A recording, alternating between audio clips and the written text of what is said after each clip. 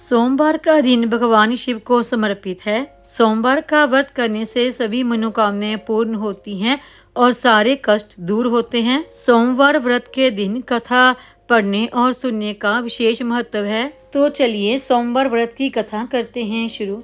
एक नगर में एक साहूकार रहता था जिसके घर में धन की कोई कमी नहीं थी, परंतु इसको एक बहुत बड़ा दुख था कि उसके कोई पुत्र नहीं था। वो दिन रात इसी चिंता में रहता था। पुत्र की प्राप्ति के लिए प्रत्येक सोमवार को शिवजी का व्रत और पूजन किया करता। शाम को शिवजी के मंदिर में जाकर दीप जलाया करता। उसके भक्ति भाव को देखकर माता पार्वती जी बहुत प्रसन्न हुई और शिवजी महाराज से कहने लगी कि ये साहूकार आपका बहुत बड़ा भक्त है, आपका व्रत पूजन बड़ी श्रद्धा से करता है, तो आप इसकी मनोकामना को अवश्य पूर्ण करें। शिवजी ने कहा, जैसा किसान खेत में बीज बोता है वैसा ही फल पाता है। इस संसार में मनुष्य जैसा कर्म करता है वैसा ही फल भोगता है। ये साहूकार पुत्र प्राप्ति के लिए व्रत पूजन करता है, लेकिन इसके भाग्य में पुत्र का सुख नहीं है। पार्वती माता के बार बार आग्रह करने पर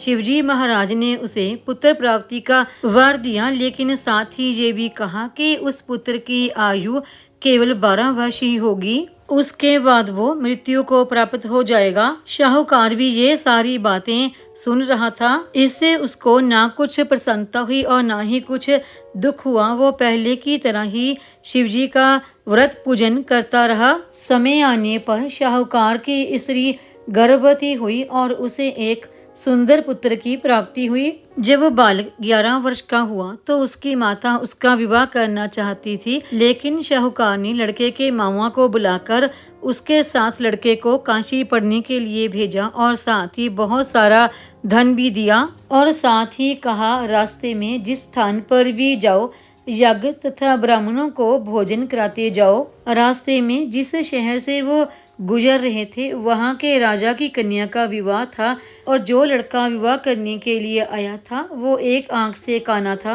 वर के पिता को इस बात की चिंता थी कि कहीं लड़की के माता पिता वर को देखकर विवाह करने से इनकार न कर दें। वर के पिता ने साहूकार के सुंदर लड़के को देखकर योजना बनाई कि क्यों ना वर की जगह पर इस लड़के से काम चलाया जाए। तो उसने लड़के के मामा से इस बारे में बात की और वो राजी हो गए। विवाह कार्य संपन्न हो जाने के बाद उसने लड़के और उसके मामा को बहुत सारा धन देकर विदा कर दिया, परंतु जाने से पहले साहूकार के लड़के ने राजकुमारी की चुनरी पर लिख दिया कि तेरा विवाह राजकुमार के साथ नहीं मेरे साथ हुआ है और मैं काशी जी पढ़ने के लिए जा रहा हूँ। राजकुमारी ने वो चुनरी अपने पिता को दिखाई और उस काने राजकुमार के साथ जाने से इनकार कर दिया। उधर साहूकार का लड़का अपने मामा के साथ काशी जी पहुंच गया और अध्ययन करना शुरू कर दिया और वहां पर जाकर भी वो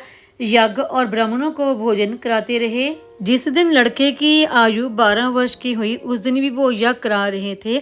अचानक लड़के की तबीयत बिगड़ी, वो अंदर जाकर सो गया और उसके प्राण निकल गए। लड़के के मामा ने यज्ञ कार्य समाप्त कर ब्राह्मणों के जाने के बाद रोना पीटना शुरू कर दिया। संयोगवश शिव पार्वती जी भी उधर से जा रहे थे। जब पार्वती माता ने देखा कि ये तो वही साहूकार का लड़का है, तो शिवजी महाराज से हट करने लगी कि इसे जीवन दान दें, नहीं तो इसके माता पिता भी तड़फ तड़फ कर मर जाएंगे। शिवजी ने उसे जीवन वरदान दिया और लड़का जीवित हो गया और मामा भांजा फिर ब्राह्मणों को भोजन और यज्ञ कराते हुए घर की ओर चल पड़े। रास्ते में वही शहर पड़ा यहाँ की राजकुमारी के साथ लड़के का विवाह हुआ था। वहाँ पर वो यज्ञ कराने लगे तो लड़के के ससुर ने उसे पहचान लिया और उसे अपने महल ले आए। उसकी बहुत खातिर की और उसे आदर पूर्वक बहुत सारा धन देकर लड़की के साथ विदा किया। जब वो अपने शहर आए तो मामा ने लड़के को बाहर ही रोका और सुखद समाचार देने के लिए घर चला गया। घर जाकर लड़के के मामा ने देखा कि लड़के के माता पिता घर की छत पर बैठे हैं। ये प्रण कर अगर हमारा पुत्र सकुशल लौटकर नहीं आएगा तो हम छत से कूदकर अपने प्राण दे देंगे। तो लड़के के मामा ने शब्द पूर्वक कहा कि आपका पुत्र अपनी स्त्री सहित बहुत सारा धन लेकर आया है और पूरा समाचार उन्हें सुनाया। बेटे के साथ लक्ष्मी स्वरूपा बहू पाकर शाहूकार और उसकी पत्नी बहुत प्रसन्न हुए और पूरे परिवार सहित आजीवन शिवजी का व्रत और पूजन करते रहे। आपको ये सोमवार व्रत की कहानी कैसी लगी कमेंट में जरूर बताना।